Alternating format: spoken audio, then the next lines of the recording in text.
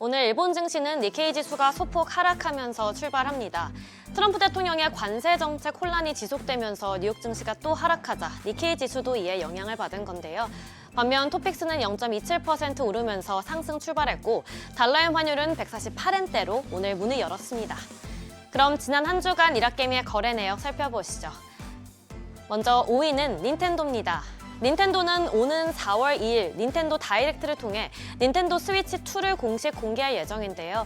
이번 행사에서 닌텐도 스위치 2의 사양과 출시 일정, 가격 등이 발표될 것으로 보입니다.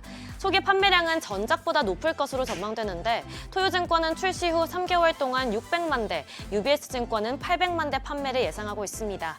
이처럼 닌텐도 스위치 2가 침체된 콘솔 시장에 활력을 불어넣을 것으로 기대되면서 주가가 뛰자 일합개미가 차익 실현에 나선 것으로 풀이됩니다. 4위부터 2위까지는 니케이 2배 인버스 ETF들이 자리했습니다. 모두 매도 우인데요. 트럼프 대통령의 오락가락 관세 정책 행보에 지난주 글로벌 증시도 같이 휩쓸렸습니다. 그런 가운데 일본 증시는 상대적으로 양호하게 잘 버텨냈는데요. 트럼프 대통령이 관세와 관련해서 일본을 직접적으로 언급하지 않기도 했고 또 우려됐던 멕시코와 캐나다에 대한 관세 조치가 유예된 점도 호재였는데요. 또한 증시가 좋지 못한 날에도 저점 인식과 일부 반도체주 반등에 낙폭을 줄이며 마무리하기도 했습니다. 이처럼 니케이 지수가 선방하는 모습 보이자 일합개미가 매도세 보였습니다. 마지막으로 1위는 미국 장기채 엔화해지 ETF입니다. 엔화가 이제 완전히 강세로 돌아섰습니다. 달러의 환율은 한때 146엔대까지 떨어졌는데요. 먼저 급격한 엔화 강세는 일본은행이 최근 금리 인상 사이클에 돌입했기 때문으로 풀이됩니다. 경제 회복이 예상보다 빠르게 진행됐고 또 봄철 임금 협상, 이른바 춘투의 결과를 앞두고 임금 인상 가능성이 커지면서 추가 금리 인상에 무게가 실리고 있습니다. 더불어서 미국 경기 침체에 대한 우려로 뉴욕 증시가 연이어 급락하면서 위험 회피 성향이 강해진 것도 엔화 강세를 부추기고 있습니다. 이어서 일본 증시에서 주목받은 뉴스들 살펴보겠습니다. 먼저 도쿄 일렉트론 소식입니다. 글로벌 반도체 생태계가 탈중국 기조를 보이면서 인도를 중심으로 급격한 재편 움직임이 보이고 있습니다. 이에 일본 반도체 장비 제조업체인 도쿄 일렉트론도 인도 내 웨이퍼 제조 시설 설립을 적극적으로 고려하고 있는데요. 향후 인도 내 탄탄한 공급망을 구축하는 것을 염두에 두고 사업 운영 전반의 확장을 모색하는 것으로 보입니다. 만약 인도 진출이 현실화될 경우 도쿄 일렉트론은 인도의 제조 거점을 세우는 최초의 주요 반도체 장비 제조업체가 되는 건데요. 이는 인도에게도 호재죠. 인도 반도체 산업의 퀀텀 점프를 견인하는 결정적인 모멘텀이 될 수 있다는 분석입니다.